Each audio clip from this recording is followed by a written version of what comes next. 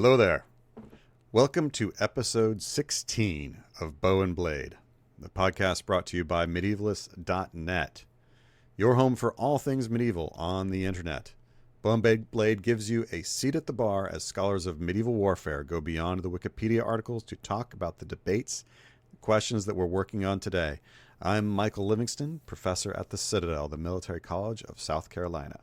And I'm Kelly DeVries, professor of history at Loyola University, Maryland, and no longer department chair. Thank Hey! goodness. Yay! Jeez, me and administration don't go along.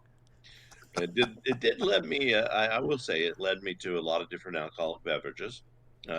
So that was the plus. So what are you drinking tonight? Well, we're doing Towton. I've been thinking about this. Maybe because the snow comes into play in this, and it's got a lot of blood, maybe a frozen strawberry daiquiri. There you go. All right. Well, I'm going to drink a white rose cocktail for obvious reasons. All right. Yeah, doing the Battle of Towton, everybody. We are excited to do this, and it's exciting to be back. We had a little bit of a break there from the show because Kelly and I were like not in the country. Yeah. And we saw some cool stuff. What's the coolest thing that you saw on your travels, man? Well, there was a huge amount of things. I wandered Rome for 4 days.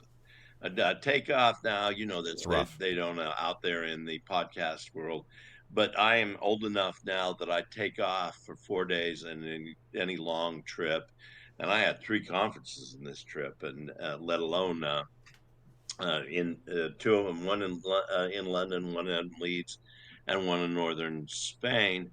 And then I went to Rome for a few days, then up to the Chianti. I was entirely in the Chianti, where my collaborator friend Niccolo Capone has the family winery and the mansion. The land came to them in 1527, which he says makes them newcomers in the Chianti. But it does, yeah. Great. It was great. And we did go one day, and we just went to various castles and Bastille type towns that were built, all these fortified things, fortified churches and so forth. Hit 9 of them one day, put me through the ringer. But I think the most interesting thing I saw was this building that I had seen maybe a half dozen times in Rome. Don't pay a lot of attention because it's right there in next to Trajan's Column, which, let's face it, is one of the great.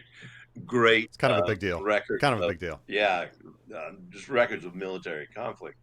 But there's a big, huge building behind it, and now I know the significance. It was there with Frederick II, with Henry VII, going into Rome. It's a huge military building, and it looked like an administrative building more than a fortification or anything. It was pretty cool. So I'd like to find out more about it. That's cool, man. But that was probably the coolest thing because I want to know more about it. There's a couple of those buildings in Rome that you don't look at because they're medieval, and I'd like to know more about them. Very cool, man. Very cool. What about yourself? What did you see that was so cool? I was over for, I don't think quite as long as you. I was over for like 3 weeks. France, Belgium, England. You saw so much. It was wild. I hadn't been to Hadrian's Wall. That was awesome. Of course, I was doing research for Agincourt, which research is fun. When you do what we do, that's cool. Yeah. I'd say honestly probably the coolest thing that happened though was I gave a lecture at the Athelstan Museum in Malmesbury about my Never Greater Slaughter book, and that was cool just because I loved talking to people and signing lots of books, and it was a huge crowd. They sold out on tickets. I had no idea. I thought there was gonna be like maybe 5 people will be there, and it was packed. That was cool. But the coolest part of it, frankly, was my young daughter was with me, age of 13. She's amazing, and there is a picture of her watching me, and the utter pride, basically. Like you could just see in her, like she's like, "Oh my God, that's my dad," and it was like, "Yeah, Dad, Dad does some fun stuff. Like it was just really cool to see. Made me very Yeah. happy. The first Really the cool. first time that one's children gets to see that you're not just stuck in an office and Exactly. teaching them and others, that there's really some wildness to there's places you visit and other things. The irony in this was that a little bit of irony is that the next day I was at a conference in Royal Holloway, and which somebody has to explain how that is London still, because as far as I could tell, we were out an hour away in train. Yeah. There's a Royal Holloway College or University of London, and the excursion went to Malmesbury the day after. So Mike had sent me these pictures and said, look, here's me talking about Athelstan in Malmesbury, and I'd never been there, and I thought, oh, that's pretty cool. And then I go to Malmesbury Abbey the next day. Did you get a chance to visit the Abbey while you were I there? did, yeah. Oh, I had to make a requisite, like, what's up, Athelstan? Or at least, I mean, we don't know where the hell he is, but Yeah, yeah. The you know, the effigy is of Athelstan. The effigy, though, it's is late. done around the 12th century. It's Yeah, not. It's not of he the does. period. Spoiler alert, he doesn't live 200 years. Yeah, yeah. But I think it's really interesting that town. There was no question they supported Athelstan more than Oh anything. yeah. And I want to say, yeah, but what about William of Malmesbury? He's one of the great chroniclers of medieval Who? history. And they go, oh, yeah, him Who? too. He was just a monk down here. He wasn't like the king that kick ass Yeah. armies of It was a Brunenberg. cool town. So, It was a cool town. and it was a Yeah. cool town. It was a cool and the picture you showed. Now, mind you, the elderly age of those people watching you on there. I was wondering how many come up and say, "I fought with Athelstan." They were wonderful. They were absolutely wonderful. They But were great. They were great. one of the things that's nice to see, and we're going to talk about it a little bit today, but one of the nice things to see is the English really support their local history Yeah. of whatever town they're in. And we found that out of Wirral. Told the Oh story yeah. about Brunenberg and going to the Wirral and finding everything, including a Viking ship crew that has no boat. But the Malmesbury had really circled around Athelstan. So you coming in and being able to tell them that where the battle was fought, and that was just great. It was just It great. was good times. It So was good times. yeah, But yeah, we were back at Europe first again for a while. yep. I'd gone at the end of December, beginning of January, but this was getting back to our usual multi Yeah. conferences It was and good times. um, And yeah, and saw yeah. a few fans of the podcast. Hi, folks. Good to see you all. And yeah, we apologize if we said anything mean to you at the time. There was that whole thing of whether or not Kelly was going to bite anybody. Yeah, For I don't usually. But he didn't. He didn't. He was so good. It was great. No, no, Um, I was good. and No, yeah, we had a good time. no real criticism. No, everybody's Just, cool. we were trying to make this work out, but hopefully next year we can do one of the podcasts from the IMC in Yeah, Leeds. that's the hope. We're trying to get that set up. We'll do a live cast or whatever. Not, I guess maybe not Yeah, live live streaming or Q&A. whatever, but recorded. Yeah, On site sure. with a live audience who can throw things at us or whatever. Should be awesome. Yeah, Should disagree. be awesome. We'll see how it goes. We may have, guests on there too, like the inimitable Bob Who's Oh, himself. that'd be awesome to have Bob on. Yeah, yeah, There's a ton of people we'd love to have on. So, yeah. so yeah, so we're looking forward to that. It was a good time. We're back. We're back, and we're doing the Battle of Towton, Palm Sunday, 1461, Wars of the Roses. Good time had, but no, nobody had a good time. It was No, it nobody was had a not good good. time. No, So York has clearly had a they had a better better time. time. Yes, yes. Well, I'm drinking the White Rose. Lancaster. So, where do we want to start with this battle, man? Well, I mean, first of all, it's got to be understood. I think the Wars of the Roses, and everybody looks at the Wars of the Roses in England, they look at it as a very separate conflict. I see it just as an extension of the Hundred Years' War, much as I see like the War of the Public Weal in France, even the Swiss and Burgundian Yeah, Wars. That this is just continuation. It's the next phase of the Hundred Years' War. I mean, this is England is fighting this after they've lost the Hundred Years' War. only Calais still remains in their hand. And so when scholars look at this, oh, let's just look at this Wars of the Roses at the, and see where it begins. It begins very clearly. Richard, the Duke of York, who was the leader in, excuse me, he was the leader in the in England. Sorry, the English military leader who loses Normandy. I mean, it's essentially his responsibility. He loses Normandy, and so he's going back, kind of the defeated general. When John Lord Talbot's going to lose Gascony, he's going to lose the Battle of Castellon, but he doesn't go back. He's Yeah.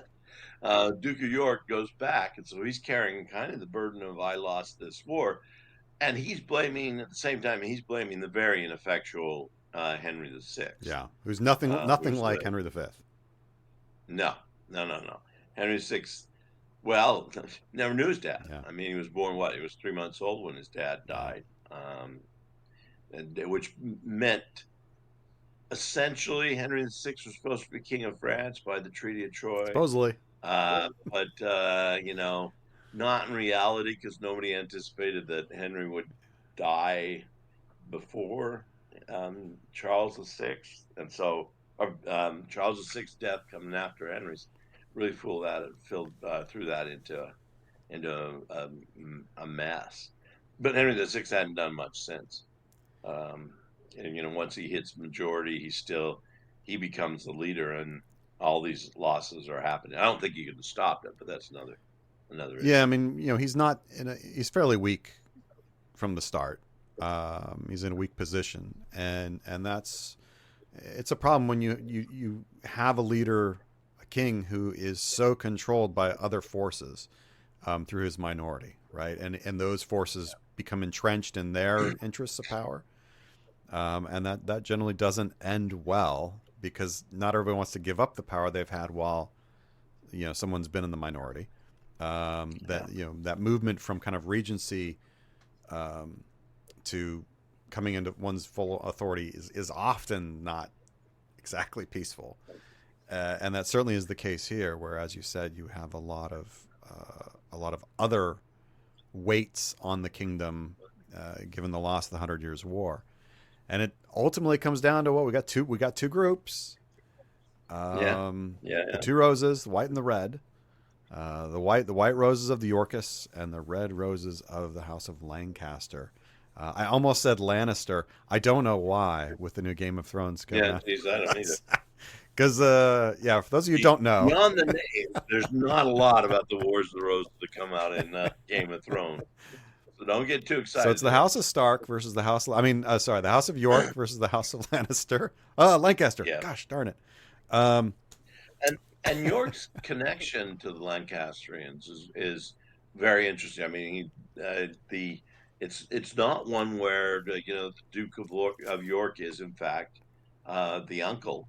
He's not been one of the regents. All those guys have died. I mean, every one of Henry V's uncles are gone out of this time. So even with Henry VI coming through, he doesn't have the support.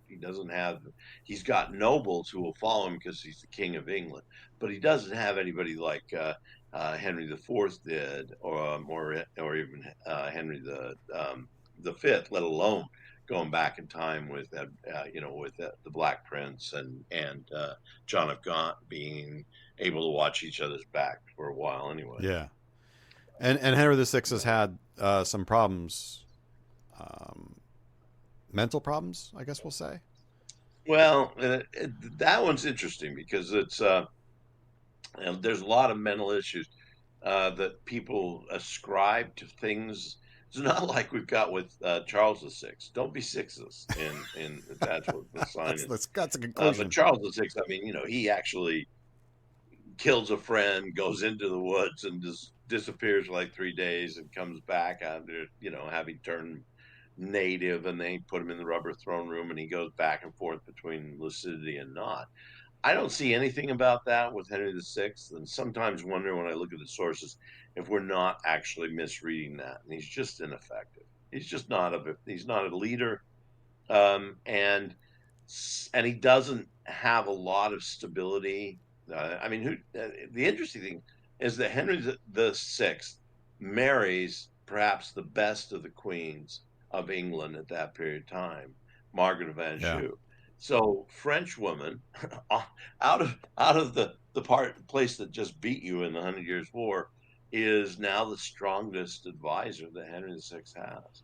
So it's kind of an interesting family situation that is resolved. But there's nobody in Henry's caliber, no uncles to help him out, no brothers to help him out, because Henry V dies young. Henry VI is his only child. And his mother is remarried to Owen Tudor, so that'll come a little bit later. Yeah. But at this point, for these years, Henry VI is has no great leadership and has no great advice. And as the situation deteriorates, this is a problem where the efforts to control the situation, perhaps by exiling people and writs of attainder, things like this, only exacerbate the situation. It becomes very, very difficult to prevent civil war, as each act that's meant to sort of prevent it is actually causing it to rile up even more, to the point that by 1461, it's armed conflict. This really is. We have two armies in the field coming together, and they do so just outside of Towton. That's the reason it's called the Battle of Towton. Yeah. Um, Although we're into several battles, we yeah, by the time we yeah, get we're, to we're town. we're quite a ways into this thing. And in fact, the Battle of Towton, though that's the one everybody knows, there's actually three battles fought right on top of each other here. It's Mm. actually still somewhat of a question, and we may or may not want to talk about this as to Well, when I think they're we all have to talk fought. about now. I think we have to talk about the Battle of Wakefield just to set this up, but the not specifically about what happened on the Mm. battle. Although we should have a podcast on Wakefield sometime because I find that to be one of the most fascinating battles during the Wars of the Roses. But just to say that two things happen in the Wars of the Roses: Richard, Duke of York, dies, and during the Battle of Yeah, Wakefield, which is Richard's at the end of killed in the battle. year 1460. Right, he's killed in battle. The second thing, and this is the one that I wonder if it doesn't have a little more meaning to it for the next one in line after the Duke of York is dead, his son Edward, his eldest son Edward, Duke of March.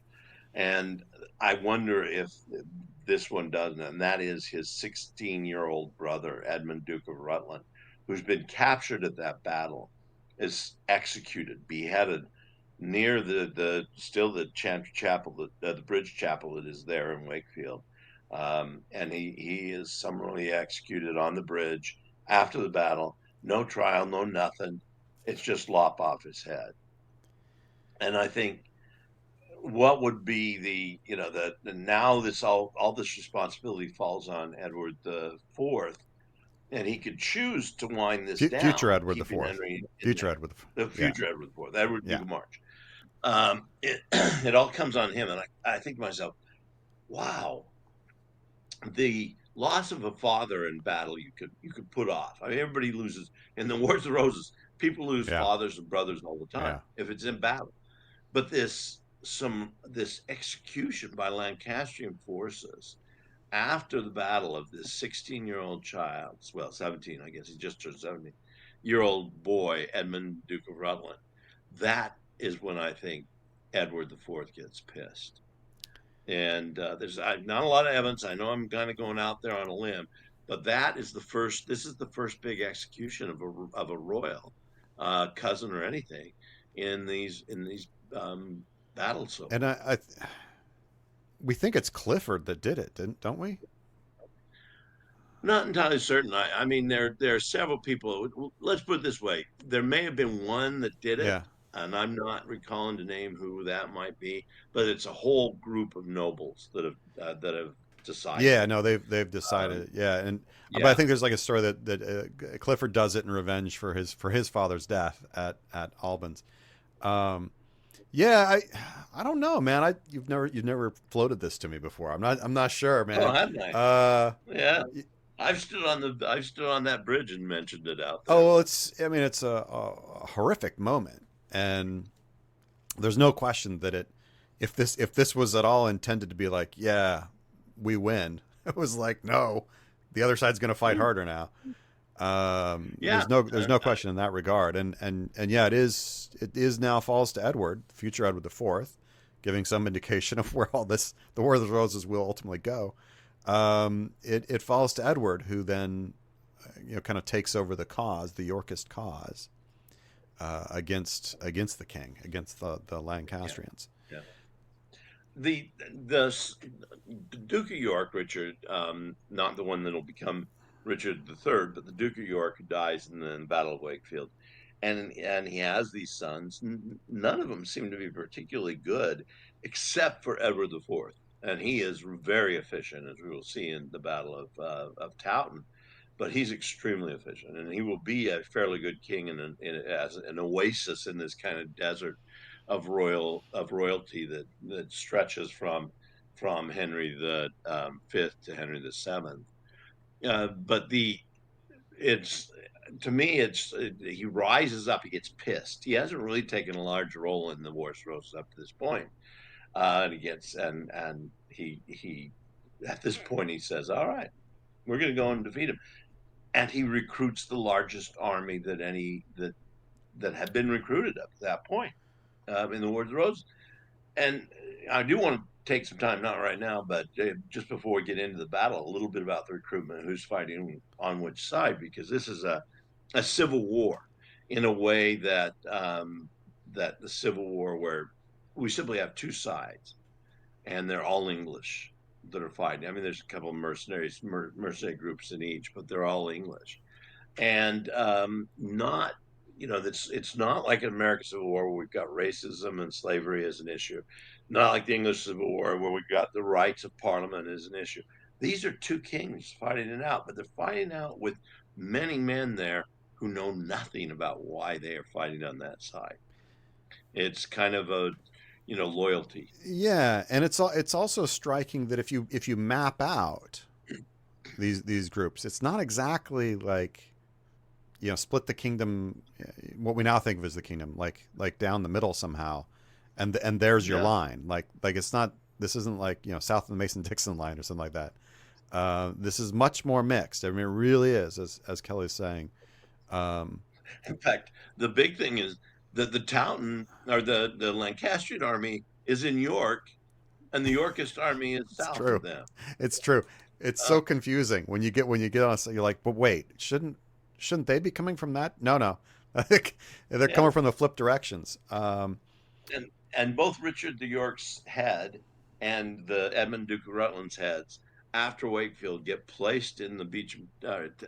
I think it's the Beach of Tower in a and with the Duke of York having a paper crown on his head to mock them because he'd never actually been in the city he was Duke of. Yeah. That's the story anyway. I don't know whether he went as a boy and said, "Oh, this is it. Okay, take me back down to London or whatever." But he'd never actually been there, so they're mocking the fact that the Duke of York is and the Yorkists aren't coming from York at all. It's the War of the Roses is it's depressing to me. It's just so depressing. I mean, any civil war is depressing. All war is depressing. Yeah, But the degree to which I feel like so much of this, and this maybe goes to your point with Edward, becomes so personal, and it it's does. Yeah, personal on this, like, yeah, thousands of people are gonna die because I'm just mad at that other person, and yeah, yeah. there are these political and social and economic forces that, but so much of it just comes down to like, I'm just mad at that guy, and it just Yeah. feels so icky. I just can't stand it. But it's And history. I've read a lot about this. Go ahead. I'm I was sorry. just saying it's history. I mean, but it's the way it It is. is, and we got to deal with it. It is. It's a messed up history. This is why I think they can't separate it from the Hundred Years' Wars, because you just really don't. There is no rationale. Okay, I'm pissed because I don't think he's doing a good job as a king. I want to blame him for the loss in the Hundred Years' War. And I want to blame, no, I want to blame the general who was in charge of the field with the Hundred Years' War. And it comes down to these two opposing, but that is too easy to make. That just is the only issues in the Hundred Years' War. There's a whole bunch of nobles that just really don't have time on their hands sometimes, the way that you think about it. Well, and they've got. I mean, as you said, basically Calais is all that's left. So this becomes, and it's such an economic powerhouse, through the Low Countries. So, Yeah, so this also becomes a huge bit of things. Who controls Calais, and what does that mean? And that's yeah. throughout the control of Calais becomes an issue. So yeah, it's just the whole thing is just icky. Uh, I'm like not a fan of any of these people. No, Just don't like any of them. But and they jump side by side, side to side. Some are pretty loyal all the way yeah, as I through, say, there's some and then that there's some that stick it out. Yeah. there's some that stick it out. Their sons, though, if they get killed in battle, sons will often join the other side. And and then we have Warwick, who plays kind of tennis with himself. He's changing sides so often, but there's some really interesting questions. And I know there's a lot that are done by scholars on the on loyalty and I'd really love to see an economic history and a religious history. Find out how is it that a nation it's lost a huge economic position by losing Gascony. That's the wine. That's all that. And wine was the second leading product after wool as an export. So it would be nice to see who is blaming whom for economics and why they feel they could take at the beginning of March take 50,000 troops because that's the estimation 50,000 men off the farms. Well, Let your sheep just wander for a while. I mean, well, I don't think there's that because many these men, aren't but we'll get there. townspeople. Yeah, we'll get there. Gillian have Yeah. actually talked about this before, but I don't think there's that many men. Um, so Well, it may not be that many so men, the but it just is a large yeah, it's a number that large number, show up. and that is the number. That is the sort of typical number. Is people say 50,000 men, an absolutely enormous number of casualties, 28,000.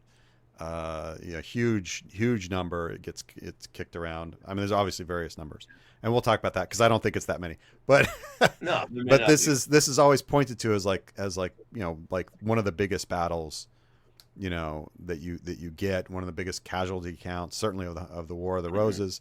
But one of the biggest battles ever fought in England. Um, it has that reputation. And we also have little tiny rolls of recruitment. It'll be like 10 from a village. Yeah. And they will show up and it tells you what the weapons they've gotten. And largely shovels, an old staff weapon from home, maybe a cap among them or not. So this is not a time where they're recruiting, which is largely happened except for the archers. Throughout the Hundred Years' War, they're recruiting much more experienced soldiers, much more experienced militias. And here we're not. They're just taking pretty much anybody. Anybody who can breathe can go out there and fight. We just need Um, bodies. we need bodies, and but why those bodies all show up? That's another issue that I don't think anybody has ever gotten to the end. We've got records that tell us who might be there and some of the other things, but we don't actually know why. Motivation to join one army or the other because as you said they're not all coming. You might have a neighbor, you might be living in Chester and you're saying, oh well, I'm going to go fight with the Yorkists, and the other guy said I'm going to fight with the Lancastrians, and no reason why two people in Chester might switch in that way. It's yeah. Somebody's got to write this up. Somebody's got to write this up. Make sense of it for us.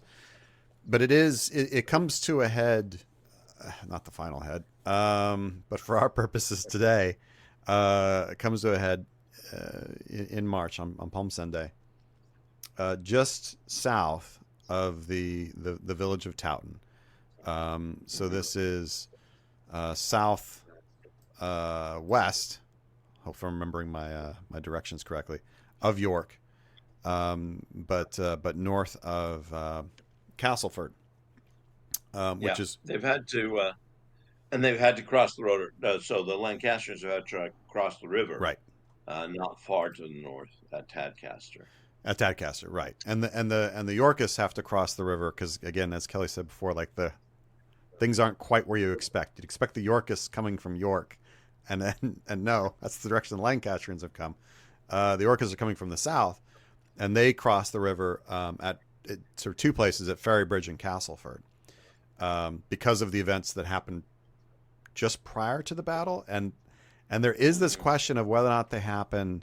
Most histories say that the Battle of Ferrybridge occurs like 24 hours before the Battle of Towton. Yeah. Tim Sutherland did a really cool article, really fascinating article, in the Journal of Conflict Archaeology. I want to say 2005.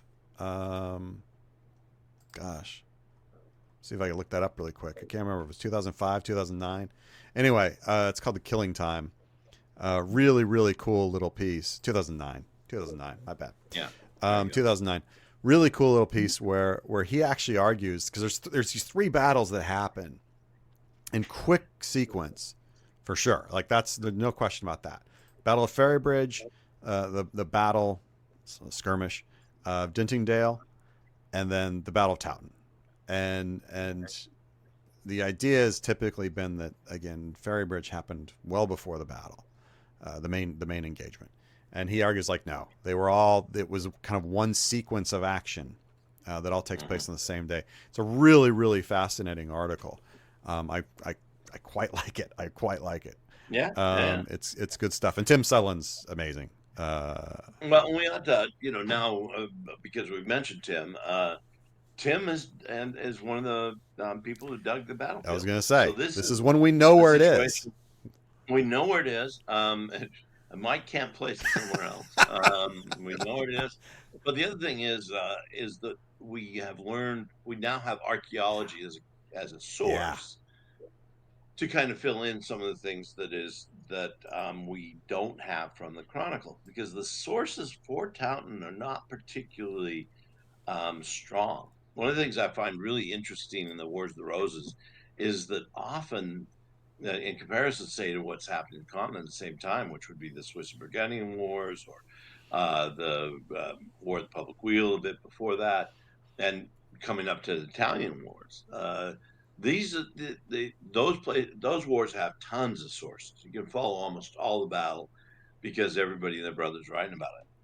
In Towton, as with the rest of the Wars of the Roses battle, it's often very difficult to figure out exactly what's happening when.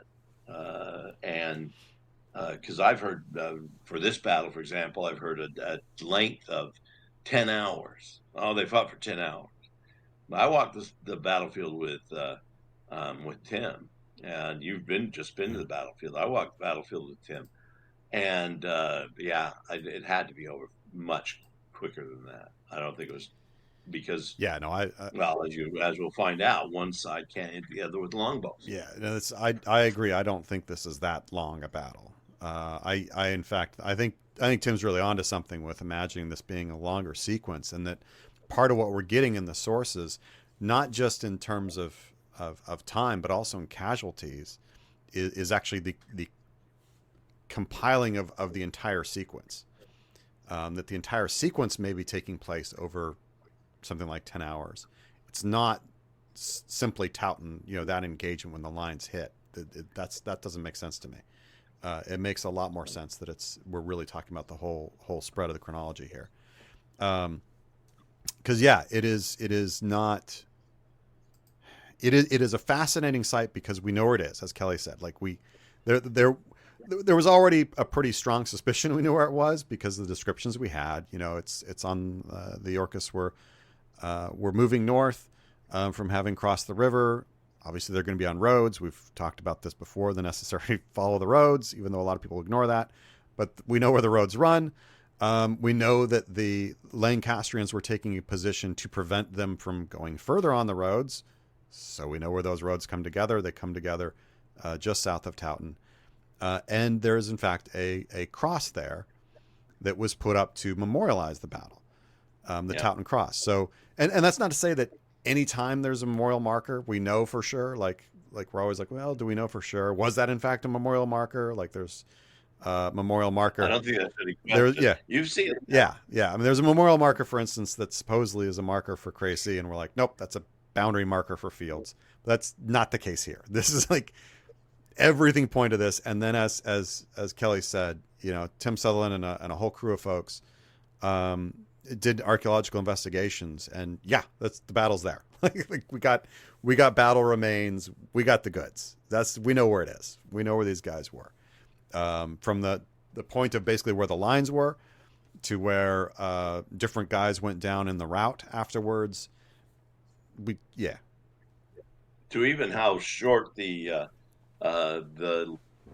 Lancastrian archers were. Yeah, because we found the Um, line of yeah, arrowheads. we've got a line of arrowheads. Amazing. And we know from the sources that they couldn't fire, they couldn't shoot arrows at the same distance because the wind was blowing, the snow was blowing. We'll get to Just that in a amazing. moment. So yeah, we know But where this one yeah, was. This is no, yeah, we know there's where no this is. questions. We know where this one is. So as I kind of started to explain there, the Yorkists are moving from south to north as they get into this area, and it's a plateau just south of Towton, hemmed in by uh, marshes to the east, and to the west there is a kind of winding river, not a huge river, just a little one, but it's enough. That's kind of carved out the plateau on that side, and it winds along, has some forests, little trees alongside of it, and then you have this plateau at which two roads are coming together at Towton, and that one road goes down to Ferrybridge, and that's the road to London, and then you got another road that's going down to like Castleford. So these are two, you know, not huge roads, but I'll go ahead and call them arteries that are sort of coming together to head towards York. And so as a defensive force, taking a position where you basically cut those two off at Towton, it's a great place. You're going to stop the advance of this army that's coming north. Of course, you first try and stop them from crossing at Ferrybridge and Castleford, try and knock out those bridges. I don't have time to get into all that, but they do. There's a sequence of fighting, and a lot of men die as the Yorkists fight their way across it at Ferrybridge. And in fact, then there's this amazing ambush that happens in the middle of the night. Probably a couple thousand guys die on the river, out the riverside. But it may be that the Lancastrian army isn't there in force; that they're still coming across the bridge from the north. They're Tadcasters still will peeling only across, deal with yeah. smaller groups against smaller groups. Yes, I think absolutely. As And everybody's kind of coming, like these forces are converging on one another, with scouts out front and forces coming together as everybody's feeling it out, trying to figure out where this is going to happen. yeah, and very different from other battles that we've talked about, where you get whole armies line up and then you fight and that's it. These appear to have been running conflicts as they had been since the beginning of actual fighting that we call the Wars of the Roses about 6 years before, and that it's not just two lines that come up and stand there for a while and even have games in Hastings and at Taladin Hill where they have the games and champions going out and dueling and all these other things. And this is happening. It's cold. It's an unseasonably cold winter. We get snowfall on this Yeah. day in March. I have a daughter who's born in March. We had one of her birthdays completely snowed out when we were supposed to be doing something big, and she still remembers that. Of course, we do too. Um, Having a late snow that's that effective is unusual in this part of the world at that time. A late snow that is driven by wind. Yeah, it's driven by It's wind. driven Yeah, by wind. and that's Yeah, it's very important. very So important you have for what the happened. snow falling on the field. Everybody's cold as anything, and yeah, it's unexpected, and it's a driving wind, a pretty strongly driving wind. So it's blowing snow, and it's blowing from south to north. Hmm. This is this is Yeah. this is nothing that anybody could have planned for. if they No, but do if you they think could have, that, it would have been brilliant. do you think Edward recognizes it Uh, and so takes well, advantage I of think it? so. Yeah, I mean, I think absolutely he No. does. He absolutely recognizes wait a second, you know what we could do? Because this really is. I mean, it's to me is such a cool. And someday I'm going to write this book. I want to write a book called The Fog of War.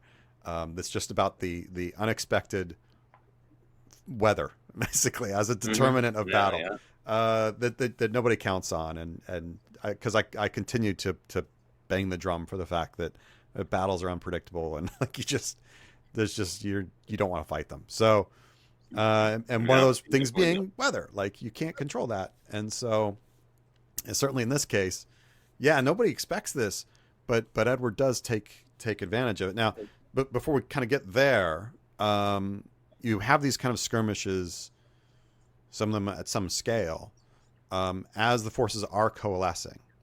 But Hmm. they are ultimately coalescing on this plateau, and we're Yeah. pretty pretty clear where. If you were to go there now, and you can see the Towton Cross, it's pretty obvious. It's just like farmland on this plateau, and there, boink, there's this Yeah. cross. You can't miss it.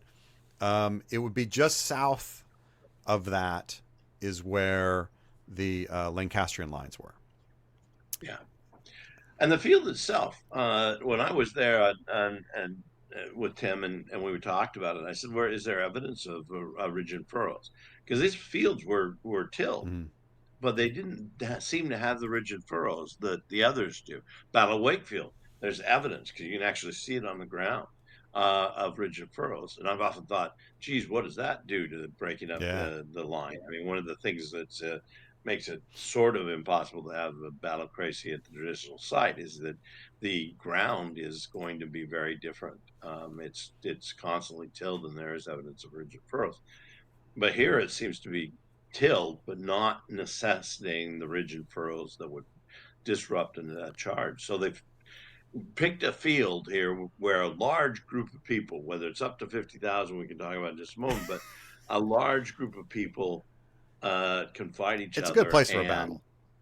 it's a good place for It's a battle. good place for It, battle. And it's not particularly a good place to run away from. no, We'll talk about that no, in it's just a not. But moment. from the it looks like the Lancastrians take position first, and it's such a good Mhm. position for them. It is blocking It's both a these great, roads, and their flanks are yeah, basically covered because on one side you have the Cockbeck, this little river, and on the other side you've got kind of more marshy areas, and you're more or less on high ground.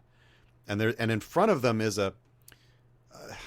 I've heard it described as a ditch. It's like a lower swale, if you will, in the plateau. So there's even a little bit of like, if the Yorkists come at us, they kind of got to go downhill. It's not just I don't want to like oversell this, but they got to go downhill a little bit and then kind of come up and hit us. So this is just a really outstanding position.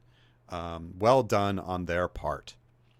Now when the Yorkists start showing up, there's like a little bit of a snag to this position the Lancastrians have taken. Um, hmm and one is that as the Yorkists are forming up, that sort of swale that's in front of the Lancastrians is actually means they can't see the totality of the Yorkist force as it's lining up. They can't quite see that. So there's like how many does the other side have? Like they don't have full line of sight on that. oh. But and the plateau is and only so I'm big not, I'm though. not even. Well, one of the other things is, we talk a lot about how do we recognize different soldiers? What are their livery and so forth?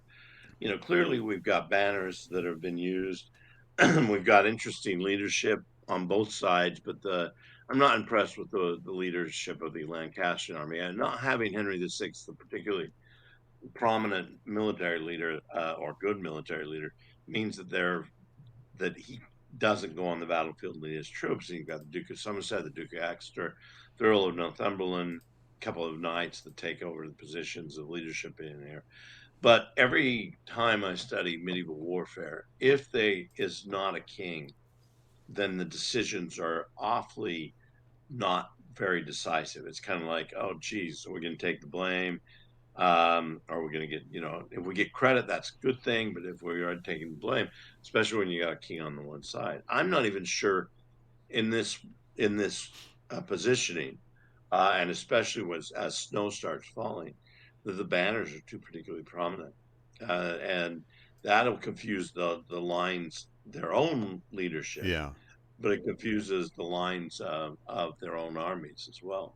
Well, and to that point, one of these engagements that happens like just prior to or as part of the sequencing leading up to the big known Battle of Towton, is this engagement at Dintingdale where Lord Clifford, is ambushed and killed, and it's startlingly close to. He's on the Lancastrian side. It's startlingly close to the Lancastrian lines, and it's like why the hell didn't anybody go and help this guy?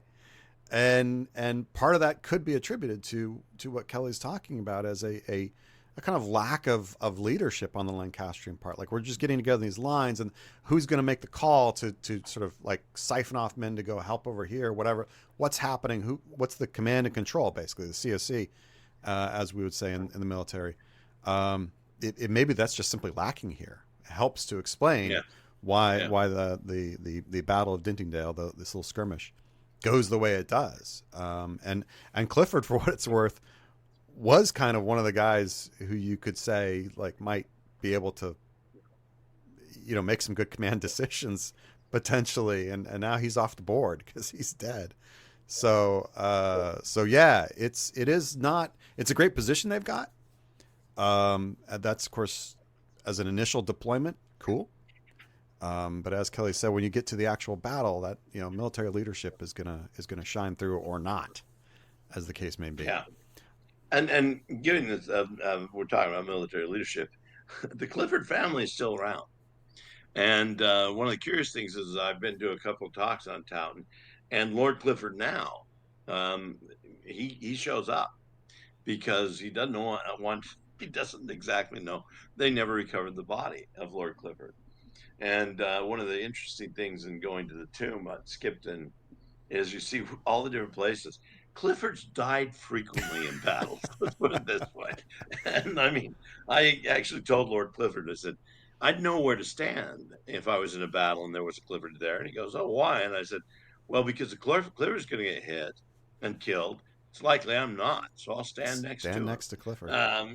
There's one that dies at Crazy. One Clifford's Tower is named after the guy who's taken out of Boroughbridge and killed and executed and hung outside Clifford's Tower in York. It's just hilarious that they seem to have been leaders who were magnetic for things like Something arrows went and wrong. swords. Yeah, the guy at And, the Clifford at Towton, or just before Towton. I think it's an arrow through the throat, if I mm, remember. Is that right? yeah, Is an arrow through the throat? I think it That is. we Yeah, we, I we think it's think an arrow through the he throat. he undid his armor to give some kind of order, and pow. Yeah, Man. yeah. And there's, I mean, the one at Crazy is killer. It's just very interesting that they have the name. The name is synonymous with kind of Going down. military leadership that dies. Not necessarily bad military leadership, but if you've only got a terminal time on the battlefield, that's not particularly enduring leadership, we'd call it. So there was, yeah, So the there's a Lancastrians don't got great leadership. no. They, The Yorkists they don't have. have great leadership to the whole of the Wars of the Roses, Well, I that's probably think. true. The Yorkists, on the other hand, they've got their claimant to the throne, Edward, Yeah. who will in fact be the future king of England. It's Edward IV. Um, he's there. He's there, and as the Yorkists start taking position, someone, we don't know who, someone very brilliantly uh, recognizes the wind is at our back, Hmm. and that means our arrows are going to go further. Like, we're going to have range Yeah. over the enemy, and in fact they do. So as Kelly said, we know this from the stories, but we also have the archaeology of this. Hmm. that we can see where the line of Lancastrian arrows were hitting the ground and not hitting anybody. They were just hitting the ground and going into the dirt. Couldn't reach the Yorkist line, whereas the Yorkists are just like popping them off, and they're hitting the Lancastrian lines. This is a really great advantage. Yeah. If you can hit your enemy and they can't hit you, laugh about it. Start launching them, and that's exactly what the Yorkists start doing. Yeah. Yeah. The story is the Yorkists shot their arrows first, and it went right into Lancastrian troops. Lancastrians then responded with their arrows, and they landed about 4 feet short.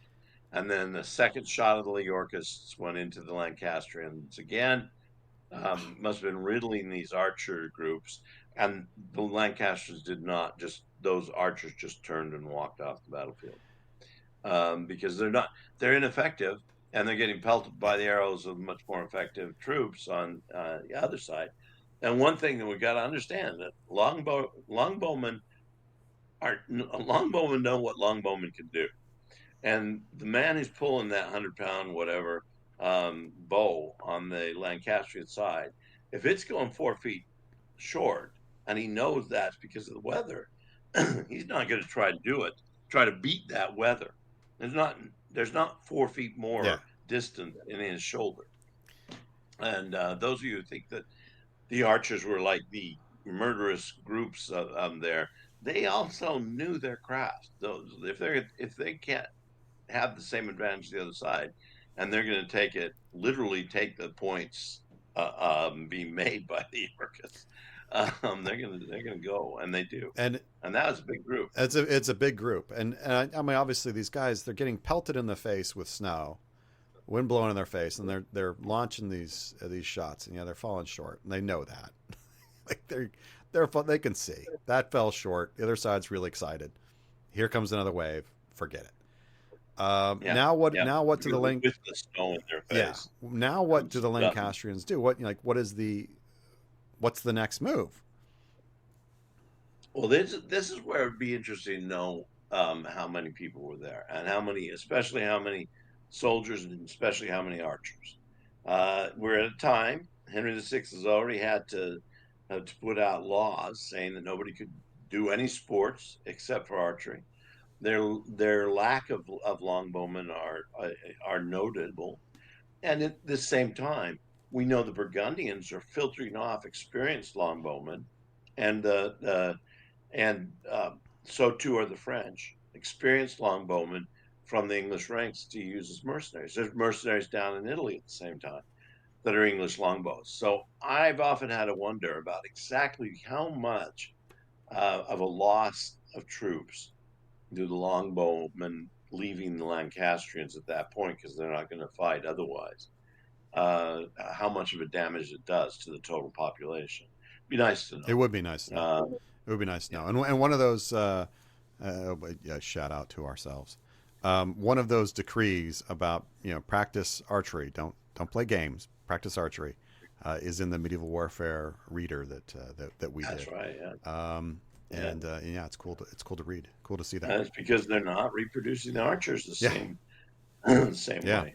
So the Lancastrians, you're starting to have siphoning off of strength here. That's not good. That's suboptimal. You're doing nothing to the enemy at present. So what can you do?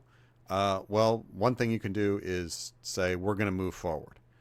We're gonna close the gap, right? Let's try and get into range, and barring that, let's just take the fight to them and try and hammer them. And it looks like that's what we get here. Is this Yeah. advancement moving into closer range for the archers those are their left, and then a movement into full melee combat on this plateau, and things get nasty. Yeah. Things get very nasty. And this may be one of the places it comes in that the Lancastrians who they had this little bit of a swale in front of them.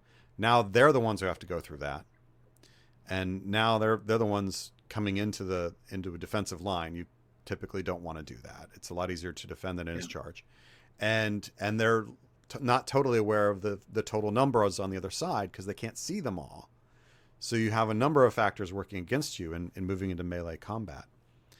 And then it lasts some amount of time Yeah. before the lines completely break and we move into rout.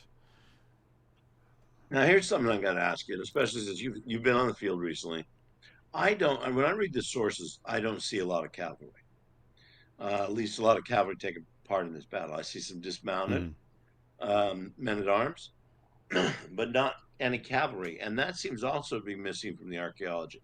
That there is a much of a cavalry charge in this. That these are simply two infantry lines going forward to two infantry Yeah. lines.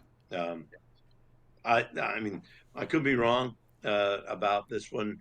Archer, the cavalry does not seem the prominent way of war, and in the Wars of the Roses, it doesn't seem overall. These are largely infantry fighting infantry forces, so they're moving together. They're moving slowly. They can't see each other. They're kind of moving in. I think Yorkists are moving down off their higher, moving into this bowl where the melee is going to be taking place. And it's probably a slow slog too through the wind and the Yeah, snow. right into the face of the snow for the Lancastrians. Just had to be dreadful, you know. And as you're doing it, guys are going down as they're being hit Mm-hmm. by arrows. Yeah, Yes, the Yorkist archers are they're still still there. going. They're just like just keep pounding them, you know. And oh, they're coming this way. Just keep. They're easier to hit. Like keep going. Yeah. They're getting tighter and tighter. And yeah, it I mean, I'll still contend that the armor on the infantry, even the infantry, but the certainly the men at arms is good enough to probably withstand some of the archery coming at them. But it does things. I've seen so many battles where the archery, if it's on the side, will start moving the force in away from the arrows just because they want to get away from them, both as pests and also as potential death. If it was to find something that a crack in the armor and so forth and so on. But I think also there's a lot of less less well armed or armored militias involved in these things because we got so many. If we go with numbers that are fairly high, even if we don't go with numbers fairly high, we're in a part of the kingdom that doesn't have urban cities except for York. yeah So you know, and what we see from these little muster rolls is very very little armor. So the archers are going to have that effect. yeah, and it looks to me like the whole battle, and I just because I see it on I think of it kind of from a map point of view or whatever. So looking north from the Yorkist position, the battle swings leftward. It kind of it Mm-hmm. kind of swings, and the archaeology sort of bears that out. It looks like where the Bloody Meadow is and things. It looks like the whole line kind of swings a little bit left. That is to the west. The battle starts pushing that way, which actually opens up space for, in fact, another contingent of forces led by Norfolk. Because again, all this kind of people are coming together. A whole nother contingent of Yorkists arrives under Norfolk, coming up the road to Ferrybridge, or from Ferrybridge, excuse me. So that eastern road comes up and is able to just slam now, more or less into the flank of the Lancastrians. And at this point, the route's on, and it's bad all the way to York. Like it's a trail Yeah, of yeah, bodies. yeah. It In is fact, awful. almost all of the bodies that have been recently excavated are ones that are ridden down. Yeah, Where the wounds are in the head appears they've been ridden down. Somebody's put a hammer through their head or a mace or something along the line, knocking off the helmets or even going through the helmets if it's a particularly strong mace. And that's where the wounds are always in the back of the head. yeah, Why the wounds are always in the back of the head, the coup de grace. yeah. But this is an interesting point because I've been on the battlefield and I know about the Norfolk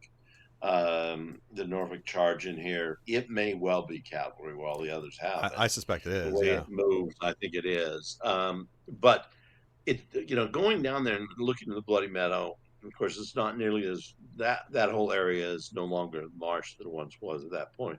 But I have to think that what had happened, and again, this is bad leadership on the Lancastrian side, is that they had not given enough room for that flank to walk along the marsh, and so they had to curl back up around the marsh. It's a land terrain situation rather than, and especially in the it would have gotten muddier and the as it was going on, and the marshes would have become more muddy. So the Lancastrian army has to fold in on that direction, has to move more towards the left, which does give Norfolk then a good charge at a weakened flank, Yeah. but a flank also that doesn't can't have the same ability he has. Yeah, I think that's what we're looking at. Again, I think also the numbers are a lot smaller Yeah. than Yeah. So just out of curiosity, yeah.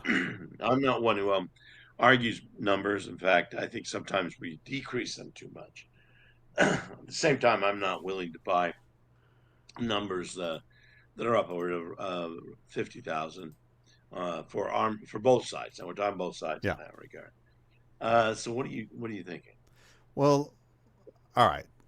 I'll go back to the kind of stuff that I often do. If you're to look at that at the width that we have where the initial lines are, it's about 2,500 foot. Hmm. Now, how much? I'm just kind of like back of the envelope here. Let's say 4 foot per dude. So 2 foot of man, 2 foot of space, 2 foot of man, 2 foot of space. So as far as spacing, this is no spacing for units, nothing, just lining up dudes. That would give you a frontage of 625 men. So that's no unit spacing, nothing. 625 men across. If you're talking, people say there's 25,000 men at a side. That's like 40 ranks deep. Like, what? Yeah. No, are you kidding? I can't. No, no. I'm. This is one where I'm like we're off by, I don't know. It might be a magnitude. Like we might be off. It's like 10%.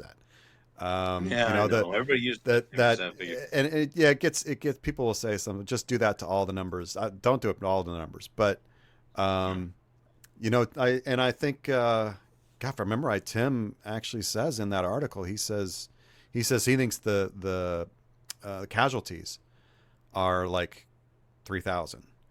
Yeah, I Which is know. again He about puts ten numbers percent. down. He suspects it's that, and I think I don't want to put words in his mouth. I'm pretty sure he says he thinks that's probably what we're looking at for Towton alone, but the casualty counts are probably putting all three together. Yeah, yeah, yeah. Like the entire And I sequence. can understand that. I'm I'm up in the air on numbers because heard a couple of papers, one by Ann Curry, that talked about numbers. I always want to take them down, and I'm always suspicious of being that cynical. Here we have, a huge amount of troops there, 50,000, and I do think that's a little high. We have a casualty rate of somewhere between 8 and 11,000, which, as you say, Tim wants to take down. We don't know how many were buried. We found this one grave that seems to have been on a chapel that's put up later by Richard III. They found where the graves were on the battlefield, and there were no bodies in them because the monks came and took them over.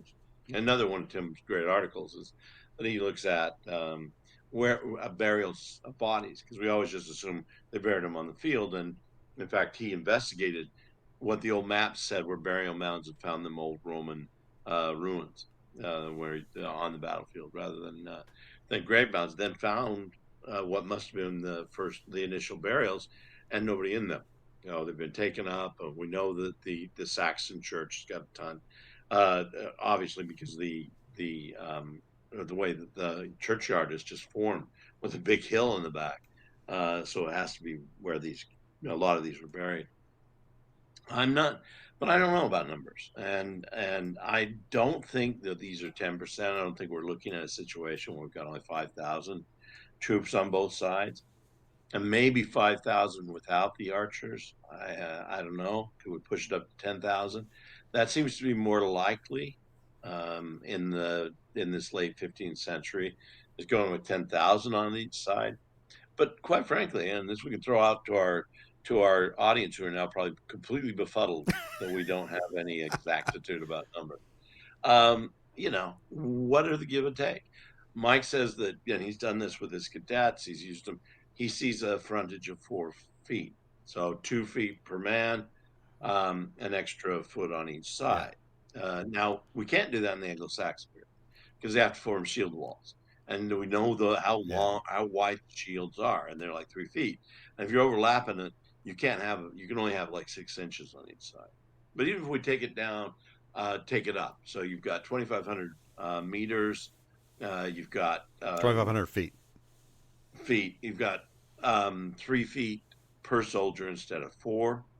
How much does that do? And let's go to 6 ranks, 4 to 6 So that ranks, be because so if that's you got general. 3 foot, so what that's yeah, 2 foot a man with 6 inches on either side, and then 6 inches and 2 foot a man. You got 833 men on a Per frontage, line. and how many deep do you want them? Well, it's the one numbers we've got, and I'm taking this from man's paper, 4 to 6, Yeah, that's 5,000. 4 to 6 ranks, If it's 5,000. 6 ranks, it's Oh, 6,000. without archers. Yeah, Lancasters don't have archers yeah. right with them at that And time. I They think seem to that's go. too tight. I mean, for this kind of weaponry, that's too tight. I think five Yeah, thousand is, yeah. You end up, to yeah. me, I do the math and I come around 5,000. I'm like, that's where we are. And I know that's not like, yeah, that means There's no recorded rear guard for the Lancasters of this, which is another screw up. may mean that we don't have enough information. Another screw up. Lancastrians just Not boogered all kinds of stuff in this battle. It was bad. Yeah, I think you're right. Uh, The Norfolk, he's the rear guard, so we do know that the Yorkists have got a rear guard, so they may have more in total numbers. But yeah, they go through, and whatever the numbers are, it doesn't take long. Again, we get this kind of 3 hours to decide to rout. I don't think it takes that long. yeah, Most battles, the routes happen really quickly. We've already had many of the large archers leave on the Lancaster side. They're going away. Almost all the bodies that have been discovered seem not to be archers. They seem to be infantry that have left or trident right away, and that would give us an indication that even if we do have 5,000, they're 5,000 yeah, infantry. The route begins pretty early, yeah. and now, I agree. I agree. I would think, if we're talking, 3 or 4 hours, that's not beginning of battle to beginning of rout. That's beginning of battle to end of the slaughter. Would be yeah, how I would I view think it that. is. That's that it I takes, think yeah, it it is. takes a couple hours to run down. I mean, it's miles they run down some of these guys.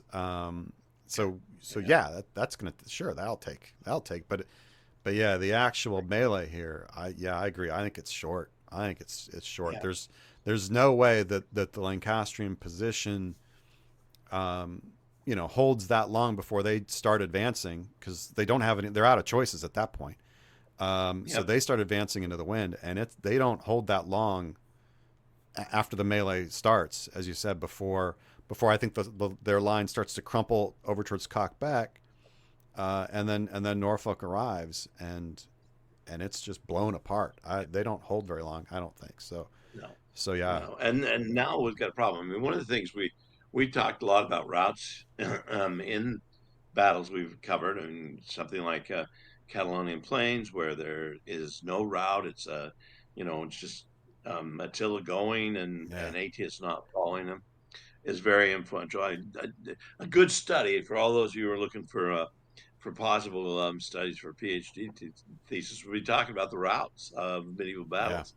This one is influential because they are routing all towards a river, and there's only one bridge they can cross, and that's what they're aiming at.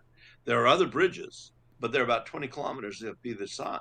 And even today on the wharf, there's not a lot. So Tadcaster's Bridge is about the only one they can cross, and it's not that wide. And I always think it's kind of odd that when a river gets pushed into a smaller area, it gets rougher. It gets rougher with a lot of men too. Problem is that where a river will eventually get all of its water through. That doesn't happen necessarily with men. No. And as soon as they start dying around that bridge or on that bridge, there's going to be fewer and fewer getting across. And that's where we see a lot. A lot of the slaughter seems to happen between Towton and And Tadcaster. and Uh, and just so people know, as the crow flies, that is 3 miles. yeah, It's three yeah, miles from where the Lancastrian position kind of initially was to the bridge at Tadcaster. Almost exactly 3 miles. yeah, That yeah. entire span of road is yeah, they are, the Lancastrians are bolting, trying to get up that road and get across that, and yeah, they're just getting ridden down from behind. It had to be And they're horrible. not going to be able to cross the fields any faster, so they're all going towards the roads. Yeah, one of my I think, rules is men move like water. They follow the easiest path, and it's the road. And sure enough, yeah, horrible. yeah, we got 2 water metaphors. I think that's Hey, almost a sign that maybe our drinks have been a too little far bit into our cups. Look out now. yeah, too far in the cups. Going with some water metaphors. It flows just like Uh, whiskey. Men flow they were just like looking for whiskey. safe harbor, and they got sunk at Tadcaster. Um, Yeah, yeah, so this was a it was a, again, even if there's not, if I'm saying there's not 50,000 people, there was 5,000. If there wasn't 30,000 dead, there were 3,000. It's still horrible. Like, this is still an it is. absolutely horrific event, absolutely awful. And yeah, I mean, we can kind of, from the sidelines, Monday morning quarterbacking this and be like, you idiot Lancastrians, for what kind of transpires. But there's such a stupid luck in this case that this storm blows up when it shouldn't, and literally blows up in their face. Like, the wind, this horrible wind bringing snow smack. I mean, I don't know. I've stood in the face of a snowstorm. It sucks. I can't It imagine does, yeah. doing that Yeah. without wearing a parka or whatever. Just wearing what these Or guys. doing that with arrows, And including yeah, in that yeah. storm. Like, is it a Yeah, snowflake or an arrow hitting your eye? Like, you're about to find out. that's right. And the physical exhaustion of having marched there and everything. I just, Sure. oh, it's awful. And then, That I can leave up. oh, Yeah, that you can talk about and say, okay, maybe it was the advantage that gets exploited by Edward the yeah, Fourth. Good leadership in that case. yeah, The bad leadership to trap an army where the only route is going to go up against a river that they cannot cross without using a bridge. That's just stupid leadership on the other point. I know stupidity we don't talk about, but if you're moving an army down there and you know where the battle is, because they know where the battle is going to be. It's the Yorkists who choose to move into that yeah, area. They know with the skirmishes that the main I'm sorry, it's the Lancastrians who choose to yeah. move there because they know the Yorkists are there, and the generals there move their troops across the bridge and go to fight. That's a little bit of But a if the snow, if there wasn't the storm, all right, it's a more even fight. there's There's a, no well, question. and now that Lancastrian position looks pretty good because it's cutting off both those roads. They can't be Yeah, outflanked. It's just hold. If we hold, yeah, they can't do anything. Like, and we're yeah. gonna sit here and just fill them with arrows. Like, go team. It looks so good on paper, except there's this storm and nobody expects it. It's ever the I storm, just and they don't. But my point there is they don't have anywhere to go. No, they don't afterwards. I mean, all they can do is No, even with the storm coming up, they can't wait. They can't say, let's wait until this blows down because the Yorks are going to move on them, which they do with the arrows originally. They have nowhere to go. They're up against the river 3 miles away. So they can retreat, but they'll never retreat to anything place better. So they have to fight. yeah, but that's often a good thing, right? I mean, we talked about this at the Battle of Courtrai, right? Battle of Golden Spurs. That's one of the things that's brilliant is they can't retreat. I think They have to yeah, fight there. yeah, That's you're good. absolutely right. You can't have both ways, Kelly. Can't play me like that, No, man. I know. Yeah, I got it both ways. I'm getting there. I'm getting up in All age. right, well, fair. All right, Hypocrisy. that's fair. Yeah. Uh, I mean, I think that point is very interesting. Unfortunately, we're getting the lights waved at us so at we the are. bar So here. we are. We got to take that. Maybe having a Q&A is, what do we think about rivers? I think We'll just make it big. We'll have a I whole think thing. What do we think about rivers and warfare and wet rivers? gap crossings are bad. That's what I think about And rivers. gap crossings are Yeah, bad. Yeah, avoid wet gap that's that. crossings. There you go. Yeah. Straight out of the United States Army Manual. Hmm. So yeah, so there you go. There's some talk and a little bit of debate about Towton, Battle of Towton. Yeah. Good, fun stuff. Good Look, stuff. next episode. I can't wait. All right. Next episode is way overdue. One could say like 6 months overdue. Because next episode we're going to be talking about the Siege of Rhodes in 1522, the second big siege of Rhodes, and it's the 500th anniversary. My friend Kelly here has just put out a fantastic article about the Siege of Rhodes, going through this thing kind of blow by blow. I've been there with him. How many times have you been to Rhodes, man? Well, yeah, when I was Not there, enough. with Kay and I doing it, one time went round and round and round. You got to remember, I went on also with the National Geographic film crew, which got us into everything. Yeah, Yeah, but I'll go you go back. back in a second. I've only Rhodes been is, once, but man, was it incredible! It's so cool, and yeah, Kelly's like the man on the Siege Roads. So we're gonna in for a real treat next time as we go through that on the 500th anniversary of that siege. So I hope you all yeah, join us for that. But and it will be pretty close when that gets yeah, dropped. We'll be pretty close to when the date was the siege yeah, begins. we're gonna be real close to it. So yeah, so it's not necessarily too late. But 500th anniversary of the siege of Rhodes, if it wasn't on your calendar, should have been. Really will change the whole aspect of Mediterranean of Eastern Mediterranean history for the next three Well, I mean, centuries. this is Kelly and I are on record saying this is when the Middle Ages end, is with Yeah, this siege. So we'll yeah, probably end up talking about that too.